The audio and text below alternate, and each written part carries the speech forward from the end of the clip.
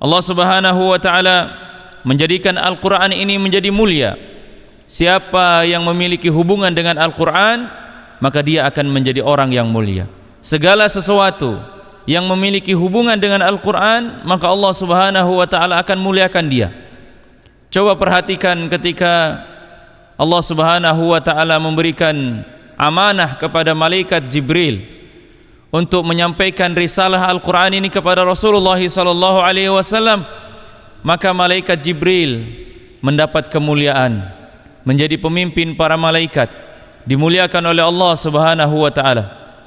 Begitu juga ketika Al-Qur'an ini sampai kepada seseorang yang bernama Muhammad bin Abdullah, maka Rasulullah sallallahu alaihi wasallam, Nabi kita Muhammad sallallahu alaihi wasallam, menjadi nabi dan rasul yang paling mulia di antara nabi-nabi yang lain.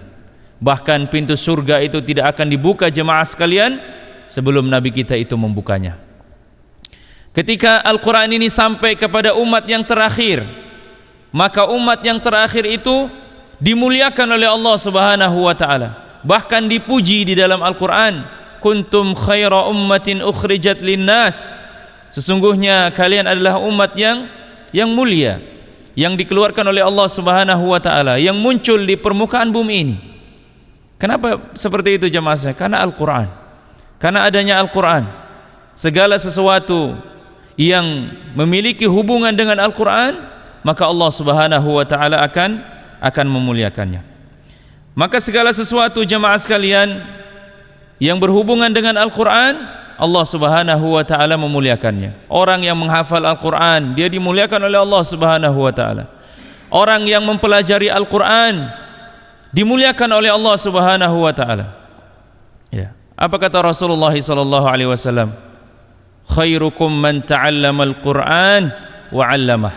Sebaik-baik di antara manusia, di antara kalian adalah mereka orang-orang yang belajar Al-Qur'an. Ya.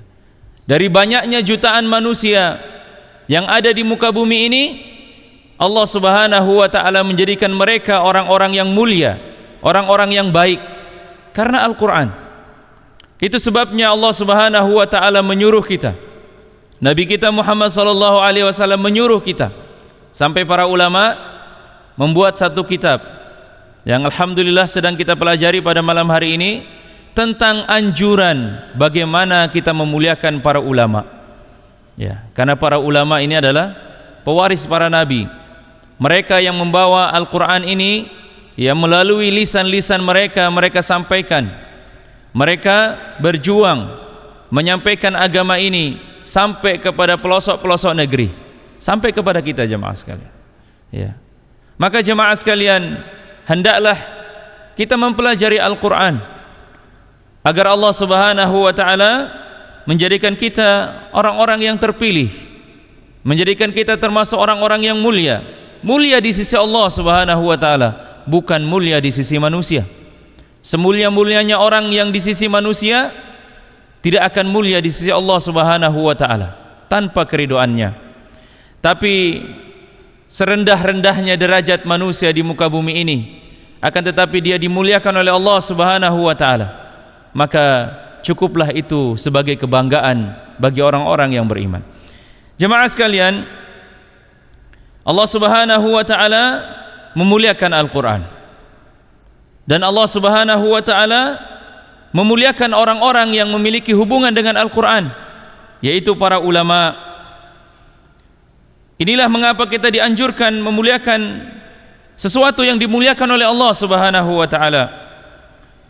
Para ulama, para dai yang menyampaikan risalah, dan Allah Subhanahu wa taala juga mencela orang-orang yang menyia-nyiakan mereka. Ya, orang-orang yang menghina para ulama, menghina para dai.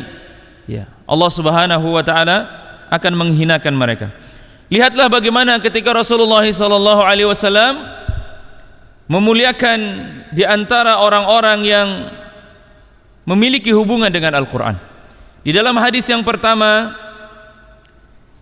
datang dari riwayat Jabir radhiyallahu an, anna Nabiy sallallahu alaihi wasallam kana yajma'u baina ar-rajulain min qatl Uhud, yakni fil qabr. bahwasanya Nabi SAW mengumpulkan 2 orang korban perang Uhud. Jadi jamaah sekalian, Rasulullah SAW pernah mengikuti satu peperangan yang namanya perang Uhud, di mana kaum muslimin pada saat itu diuji dengan ujian yang berat, dengan meninggalnya sekitar 70 syuhada. Ada 70 syuhada yang gugur di medan perang, di perang Uhud. 64 diantaranya orang-orang Ansar, dan 4 orang diantara mereka adalah kaum Muhajirin, dan tidak kurang dari 150 orang-orang yang terluka. Maka ketika Rasulullah SAW dihadapkan dengan 2 seorang sahabat Nabi yang akan dikuburkan dalam satu lahat, dalam satu kubur, maka Rasulullah SAW bertanya kepada para sahabat yang lainnya. Kata beliau, ayyuhuma aktsaru ahadhan lil Qur'an? Siapakah di antara 2 orang ini yang akan dimakamkan, yang akan dikuburkan ini, yang mereka lebih banyak mengambil atau menguasai Al-Quran? Fa idza usyira lahu ila ahadihima qaddamahu fil lahad.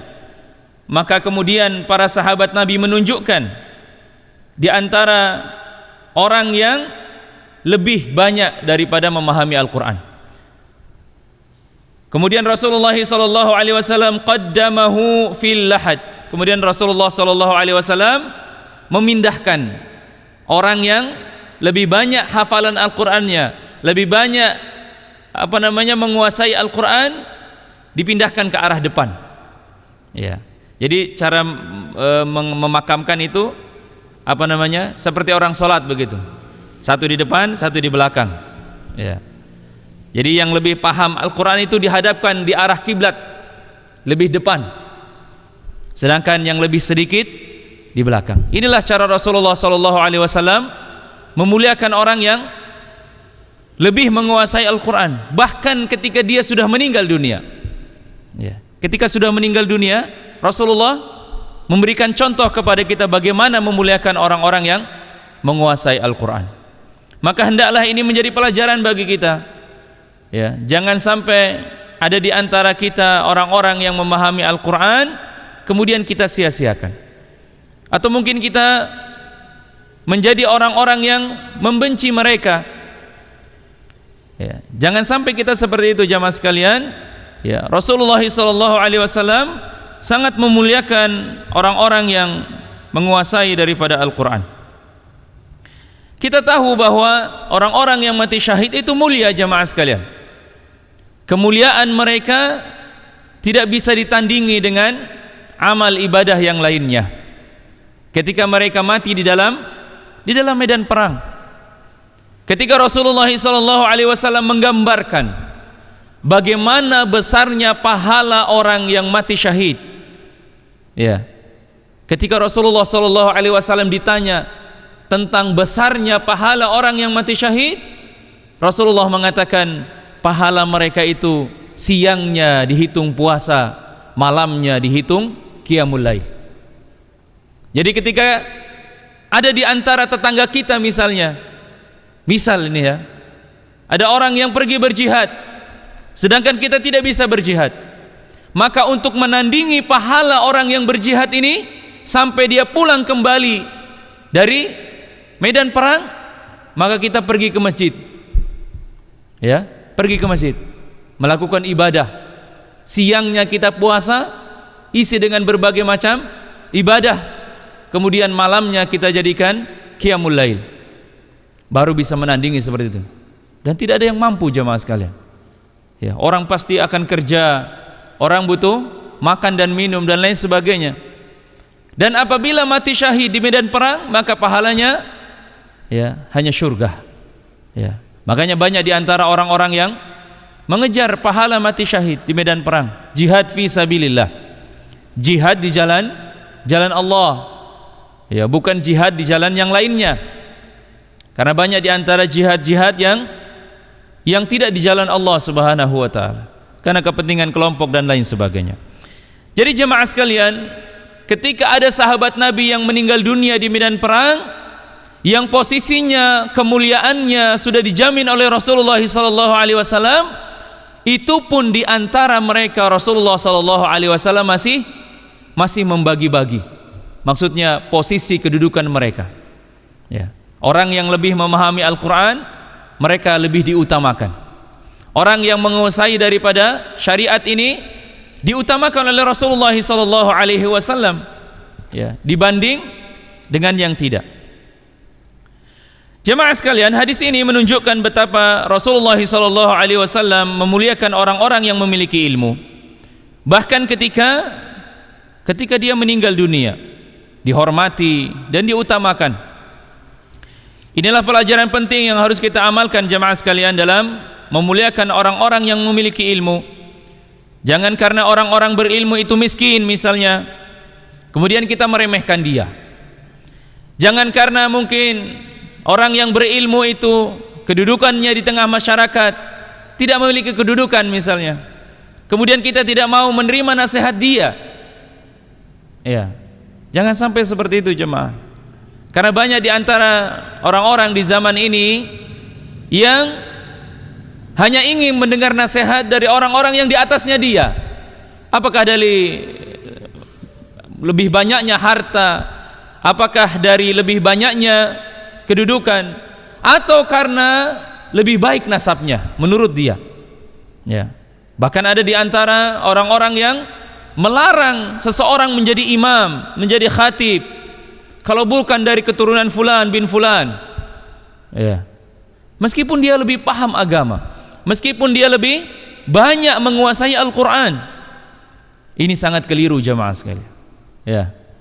Rasulullah SAW memuliakan orang-orang yang berilmu, orang-orang yang memiliki Al-Quran. Jangan sampai hanya karena seorang da'i itu adalah orang yang miskin, kemudian kita mencela dia. Jangan sampai karena dia adalah orang yang pakaiannya biasa-biasa saja, kemudian kita menolak daripada dakwah dia. Coba perhatikan jamaah sekalian, bagaimana keadaan Rasulullah SAW ketika beliau diangkat menjadi seorang Rasul. Dia adalah anak yatim, ya. Bahkan Rasulullah SAW adalah seorang penggembala. Kalau misalnya ada di antara kita yang lahir di masa itu, kita kira-kira kita itu menjadi sosok seperti Abu Bakar dan Umar atau sosok seperti Abu Jahal? Ya. Ada orang penggembala tiba-tiba mengaku sebagai seorang nabi. Kira-kira keimanan kita itu bagaimana jemaah sekalian? Ya. Apakah kita, oh saya pasti jadi seperti Ali bin Abi Thalib, pasti saya akan menjadi seperti Utsman bin Affan yang akan senantiasa di depan? Ya, belum tentu jemaah sekalian. Lawang buktinya apa? Ketika ada orang-orang yang menasehati kita, yang derajatnya mungkin, perekonomiannya mungkin, status kedudukannya mungkin di bawah kita tidak mau menerima nasihat dari dia. Lalu bagaimana kita akan percaya dengan seorang nabi yang hanya penggembala kambing? Maka jemaah sekalian, janganlah kita menjadi orang-orang yang sombong, meremehkan orang lain dan menolak daripada kebenaran. Kalau bukan orang yang menyampaikannya itu bukan di antara orang-orang yang lebih daripada kita. Ya. Jemaah sekalian, Rasulullah SAW memuliakan orang-orang yang memiliki ilmu. Maka sudah sepantasnya kita memuliakan orang-orang yang memiliki ilmu agama. Apalagi itu adalah guru kita, ya. Apalagi itu adalah ya ustadz kita, ulama kita. Jangan sampai kita sudah belajar banyak hadis kepada mereka, sudah banyak belajar kepada guru kita, tapi kita lupa untuk menghormati selayaknya seorang guru. Ya, selayaknya seorang guru. Jangan sampai kita menganggap guru kita itu seperti teman bermain kita, ya, yang ketika kita suka kita bermain dengan dia, kalau kita tidak suka kita tinggalkan dia. Ya, ini merupakan sesuatu yang tidak baik. Ketika kita mampu memahami bagaimana beribadah kepada Allah Subhanahu wa taala dengan benar, bagaimana bermuamalah dengan benar akibat kita belajar kepada seorang guru dan kita merasa itu adalah ibadah. Kita berbakti kepada orang tua kita, kita merasa itu adalah ibadah. Ketika kita mengeluarkan nafkah kepada keluarga kita, kita merasa kita sedang beribadah. Tapi ketika kita bermuamalah dengan guru kita, kita tidak merasa sedang beribadah. Padahal Allah Subhanahu wa taala memuliakan di antara orang-orang yang menuntut ilmu, orang-orang yang memahami agama, orang-orang yang memahami Al-Qur'an. Ali bin Abi Thalib pernah mengatakan begini jamaah, sekiranya ada seseorang yang mampu memberikan saya satu faedah di dalam agama ini, maka saya siap menjadi pelayannya, menjadi budaknya. Jamaah sekalian, bayangkan ya, sahabat Nabi yang mulia menyampaikan kalimat yang sangat mulia. Ketika dia mendapatkan suatu ilmu dari seseorang, maka dia memuliakan orang yang menyampaikan ilmu kepada dia. Ya, ini di antara adab-adab ketika kita menuntut ilmu, dan hendaklah di antara para penuntut ilmu memahami daripada adab-adabnya.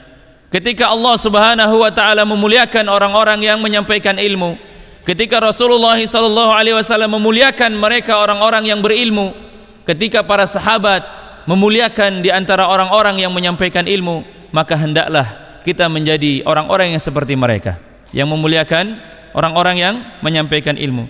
Apa kata Rasulullah sallallahu alaihi wasallam di dalam hadis Abu Musa al-Asy'ari? Rasulullah sallallahu alaihi wasallam bersabda, "Inna min ijlalillahi ikraman dhi syaibatil muslim wa hamilil Qur'an wa ghairil ghali fihi." Sesungguhnya termasuk memuliakan Allah Subhanahu wa taala adalah menghormati seseorang muslim yang lebih beruban, yang lebih tua. Itu yang pertama. Wa hamilil Qur'an, dan menghormati orang-orang yang lebih banyak memahami Al-Quran. Ya. Ghairi ghaliyin fihi, tanpa berlebih-lebihan. Karena banyak di antara orang juga, iya betul menghormati gurunya, tapi terlalu berlebih-lebihan, sampai bekas minumnya menjadi rebutan. Ya, bekas minumnya ustadz, kiai, ya, atau habib menjadi rebutan. Masya Allah. Ya, ini berlebih-lebihan. Ya. Atau bekas cuci tangannya ustadz, kemudian diminum mendatangkan berkah. Ini juga berlebih-lebihan. Ya, banyak di antara orang-orang yang berlebih-lebihan. Makanya Rasulullah SAW menyebutkan, silahkan kalian memberikan penghormatan kepada orang-orang yang lebih tua di antara kalian, orang-orang yang memahami Al-Quran. Ya.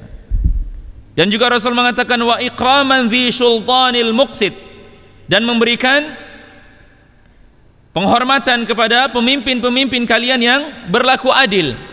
Tapi ingat, bi ghairi ghaliyin, tanpa berlebih-lebihan, atau gulu, ya, gulu, berlebih-lebihan. Ya, mengkultuskan seorang kiai, seorang ulama, seorang ustadz misalnya. Itu juga tidak boleh. Itu berlebih-lebihan namanya. Rasulullah SAW menyuruh untuk memuliakan seorang guru dengan porsi seorang guru. Ya, karena ada seorang yang sudah menjadikan gurunya itu seperti seorang wali. Ya, tangan kanan Tuhan. Ya, yang apa yang dibicarakan oleh orang tersebut menjadi fatwa bagi dia. Ya, bahkan ketika sampai kepada melanggar daripada syariat agama ini. Ya, ada yang tidak pakai baju, telanjang berjalan, disebut wali. Ya, tidak pakai baju, tidak sholat, disebut wali. Ya, mungkin wali, tapi mungkin bukan wali Allah. Ya, wali yang lainnya.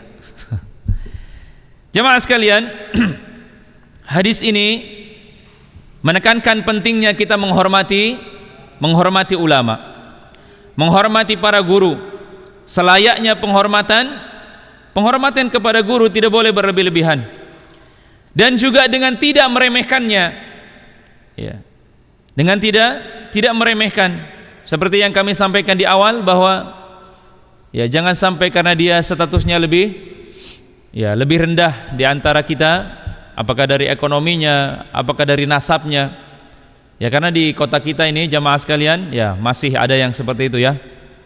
Ya Masya Allah, kalau bukan keturunan fulan tidak boleh jadi imam, kalau bukan keturunan fulan tidak boleh menjadi khatib.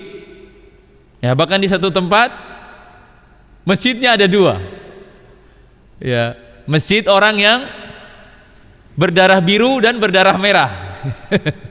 Ya, ada seperti itu jamaah sekalian. Masya Allah, ini merupakan kejahilan, jahil ini.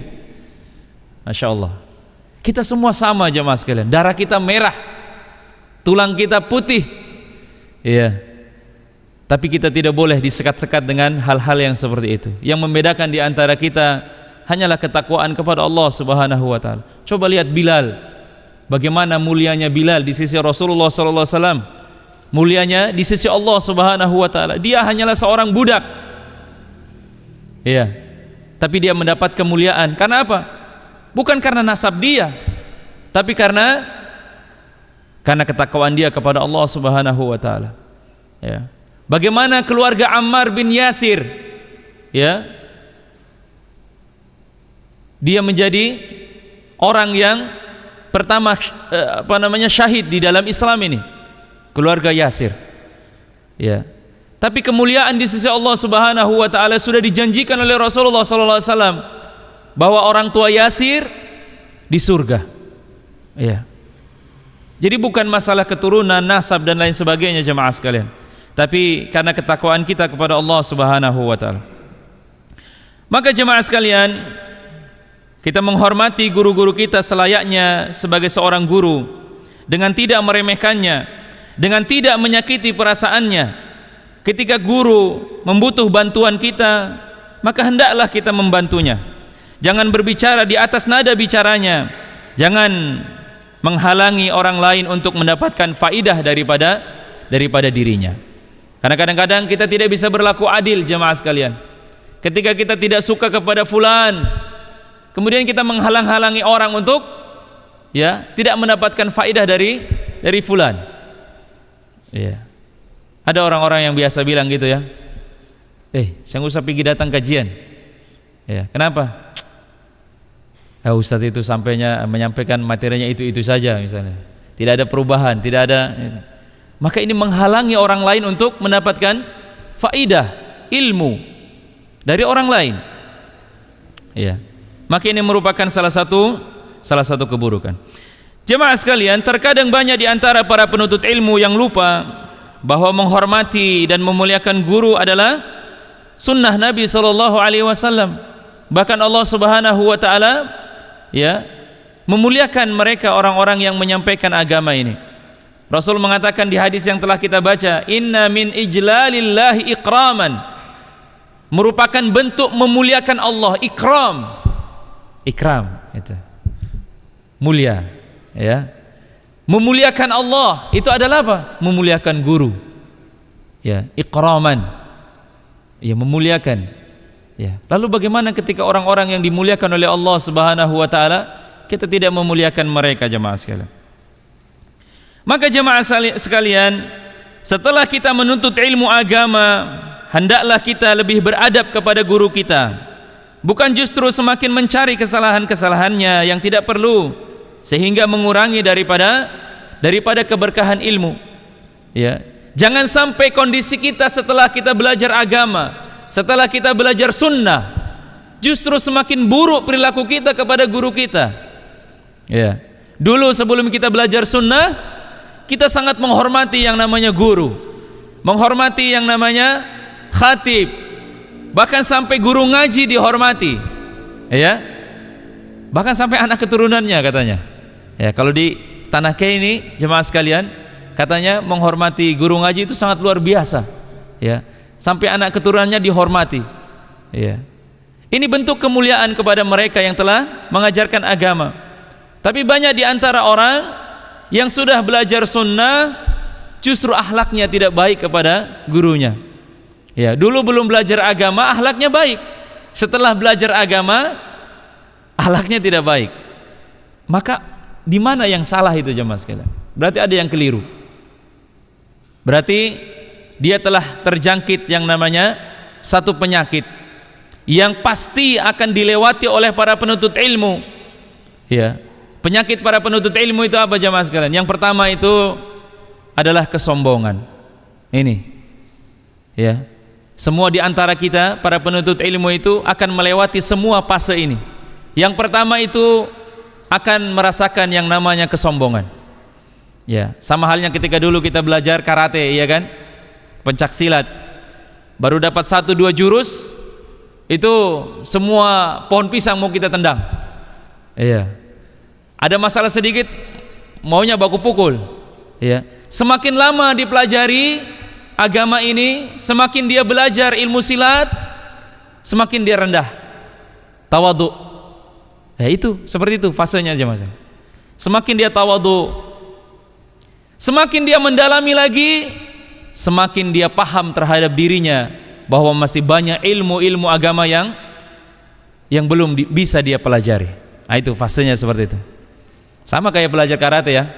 Ya, yang pernah belajar karate pasti pernah merasakan itu. Ya baru sabuk kuning, ya sabuk pertama ya, baru masuk dapat 1-2 gerakan, wah sombong. Ya. Sedikit-sedikit mau berkelahi. Ya. Sudah naik sabuk berikutnya sudah mulai bosan. Ya, bosan baku pukul. Ya, seperti itu sudah. Ya, agama ini sampai kepada para penuntut ilmu seperti itu juga jemaah sekalian. Maka ketika kita dalam belajar ilmu ada rasa-rasa kesombongan, ada rasa-rasa meremehkan orang lain. Yang paling celaka ketika meremehkan gurunya, maka antum sekalian masih ada di fase awal. Ya, harus terus belajar agar kesombongan itu hilang dari hati kita. Karena ingat jemaah sekalian, dalam hadis yang masyhur, para penuntut ilmu sudah tahu semuanya itu. Bahwasanya Rasulullah SAW mengatakan, la yadkhulunal jannah, tidak akan masuk surga. Ya. Di situ kalau dalam kaidah bahasa Arab ya, Rasulullah SAW menggunakan kata fi'il mudhari', menunjukkan waktu yang akan datang. Ya. Tidak akan masuk surga. Jadi apa? Tidak akan masuk surga dia di masa mendatang itu. Man kana fi qalbihi mithqala dzarratin minal kibar. Tidak akan masuk surga dia nanti itu orang-orang yang di dalam hatinya ada kesombongan. Ada kesombongan. Ketika Rasulullah menjelaskan apa itu sombong, Rasul mengatakan batarul haq wa ghamtun nas. Sombong itu adalah menolak kebenaran dan meremehkan orang lain. Nah, ini bahaya nih jemaah sekalian. Kalau penuntut ilmu baru fase pertama, oh ini bahaya ini.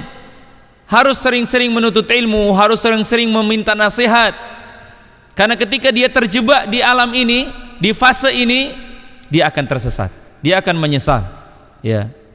Dia akan menyesal. Jemaah sekalian, ingatlah bahwa orang-orang yang menyampaikan ilmu agama ini adalah di antara orang-orang yang ya didoakan oleh Rasulullah SAW dan bentuk kemuliaan kepada mereka. Ibarat seorang yang mengambil air dari sungai jamaah sekalian. Ibarat orang yang mengambil dari air sungai, sungai itu isinya air banyak. Sedangkan ada di antara orang-orang yang ingin mengambil air dari sungai itu. Sedangkan ember yang dia akan mengambil air itu terkena najis. Maka air yang banyak itu akan tidak ternajisi, akan tetap suci. Sedangkan ember yang ada najisnya yang dia ambil air dari situ akan terpapar najis yang ada di ember itu. Apa maknanya? Ketika engkau mencela seorang ulama, mencela seorang guru, tidak akan mengurangi sedikit pun kemuliaan dari dirinya. Justru keburukan dan kemalangan bagi orang-orang yang mencela daripada para ulama. Ya, ibaratnya air yang berada di sungai itu jemaah sekalian, tidak akan tercemar oleh najis yang sedikit. atau air laut yang begitu luas tidak akan tercemari dengan satu ekor bangkai sapi, ya, tidak akan tercemar, ya. Tapi yang akan tercemar adalah air yang kita ambil dengan jumlah yang sedikit. Hadis yang berikutnya dari Ibnu Abbas radhiyallahu anhu, bahwasanya Rasulullah sallallahu alaihi wasallam bersabda, al barakatu ma'a akbarikum, keberkahan itu akan bersama orang-orang yang dihormati. Orang-orang yang menginginkan keberkahan hidupnya hendaklah mencari ke setiap hariannya itu, setiap aktivitasnya itu harus dipenuhi dengan yang namanya keberkahan, ya. Makan minum kita berkah, ibadah kita berkah, pekerjaan yang kita jalani adalah berkah. Karena apa? Karena kita memiliki ilmu agama dengan sanad yang berkah, ya, dimuliakan oleh Allah Subhanahu wa taala. Jika seseorang yang seharusnya dihormati akan tetapi dia tidak dihormati, maka akan menghilangkan daripada keberkahan ilmu. Ingat jemaah sekalian, banyak di antara orang-orang yang hari ini sudah bergelar sarjana, tapi di antara mereka masih banyak yang ilmunya tidak bisa disalurkan, atau mungkin ilmunya tidak bermanfaat bahkan untuk dirinya sendiri, ya. Banyak di antara orang-orang yang menghafal Al-Quran, tapi Al-Quran tidak bermanfaat bagi dirinya, masih asyik dengan berbagai macam maksiat, hura-hura, game online misalnya, ya. Banyak jemaah sekalian orang-orang yang menghafal Al-Quran tapi masih asik dengan melalaikan waktu, ya, game online misalnya, sehingga melalaikan daripada sholat, padahal mereka hafal Al-Quran. Kenapa demikian? Bisa jadi ilmu yang dia timba itu tidak berkah, ya.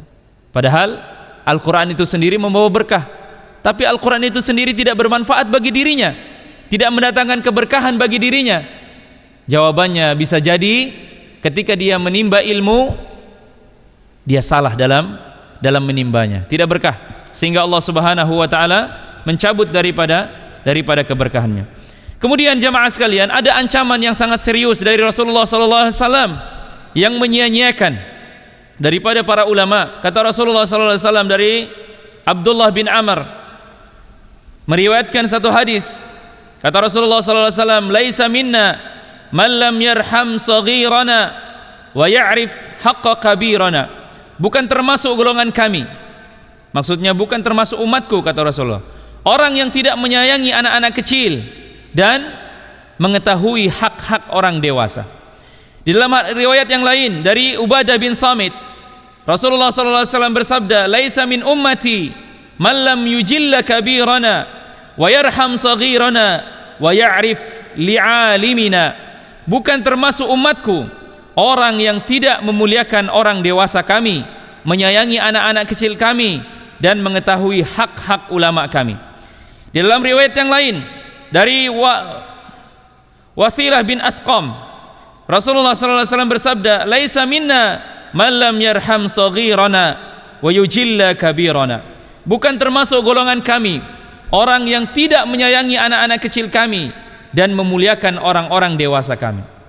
Dalam riwayat yang lain juga dari Amr bin Su'aib, Rasulullah sallallahu alaihi wasallam bersabda, laisa minna man lam yarham saghirana wa ya'rif syarafa kabirana. Bukan termasuk golongan kami orang yang tidak menyayangi anak-anak kecil kami dan mengetahui kemuliaan orang-orang dewasa kami. Wa ya'rif haqqa kabirana, di dalam riwayat yang lain, dan mengetahui hak orang dewasa kami. Jadi jamaah sekalian, tidak ada di antara orang-orang yang dimuliakan oleh Allah kemudian kita tidak memuliakannya, kecuali keberkahan itu akan dicabut dari tengah-tengah kita.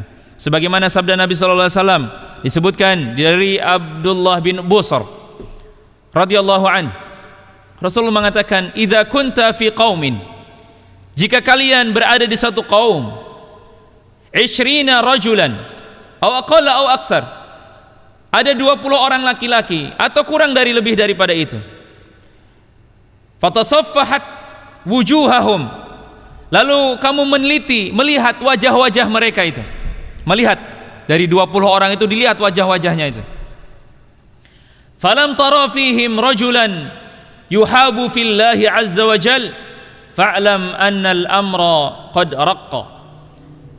Kemudian engkau melihat wajah-wajah mereka, lalu kamu tidak menemukan seorang yang disegani karena Allah, maka ketahuilah bahwa perkara agama kaum itu telah menjadi lemah.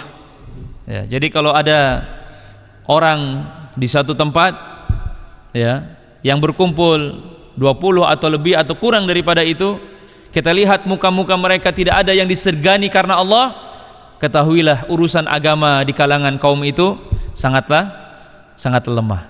Ya. Katong datang di suatu kampung misalnya, tidak ada di antara mereka yang bertakwa kepada Allah Subhanahu wa taala, maka sudah dipastikan kampung itu penuh dengan maksiat. Ya. Mungkin ada masjid, tapi masjidnya tidak pernah dipakai. Tidak ada yang disegani dalam perkara agama.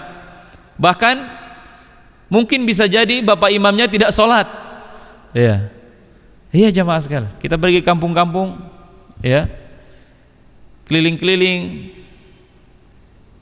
masjid banyak yang kosong, ya, masjid banyak yang kosong. Akhirnya apa?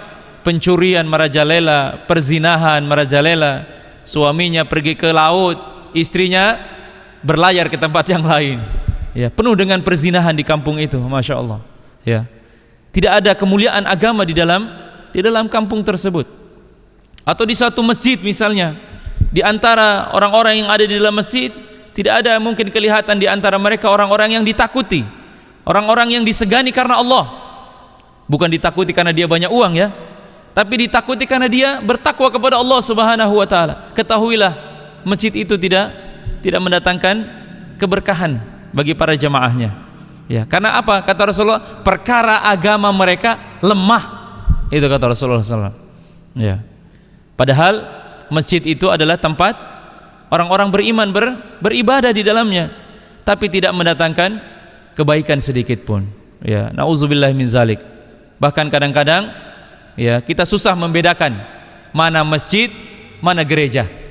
Hari Ahad sama-sama putar musik. Ya. Rame. Ya, putar musik.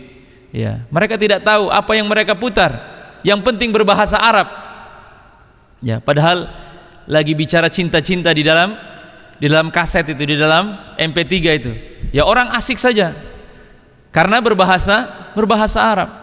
Tidak ada sedikit pun orang yang bisa menegur yang bertakwa kepada Allah Subhanahu wa taala, sehingga masjid itu ibarat, ya, bangunan yang seperti itu saja, tidak memiliki aura yang menenangkan di dalam hati kaum muslimin. Jemaah sekalian, ini diantara ancaman Rasulullah SAW bagi mereka orang-orang yang tidak memuliakan sesuatu yang dimuliakan oleh Allah Subhanahu wa taala. Maka Allah Subhanahu wa taala akan mencabut daripada keberkahan, ya. Bahkan dalam rumah tangga kita, jemaah sekalian, ya. Kalau misalnya ada dalam rumah tangga, satu rumah tangga, satu pun tidak ada yang disegani karena Allah Subhanahu wa taala, maka pastilah, ya, banyak kehancuran dan keburukan keluar dari keluarga tersebut, ya. Seorang anak tidak takut lagi kepada ayahnya, ya. Seorang anak tidak bakti lagi kepada ibunya, ya. Karena apa? Ayahnya saja tidak takut kepada Allah Subhanahu wa taala. Bagaimana anaknya mau takut kepada dia? Baik jemaah sekalian, demikianlah apa yang dapat kami sampaikan. Mudah-mudahan Allah Subhanahu wa taala memberikan kita ilmu yang bermanfaat, ya, rezeki yang halal dan amalan yang diterima oleh Allah Subhanahu wa taala. Demikian jemaah sekalian, kita tutup pertemuan kita dengan membaca doa kafaratul majelis. Subhanakallahumma wa bihamdik, asyhadu an la ilaha illa anta, astaghfiruka wa atubu ilaik. Wa akhiru da'wana anil hamdulillahi rabbil alamin. Assalamualaikum warahmatullahi wabarakatuh.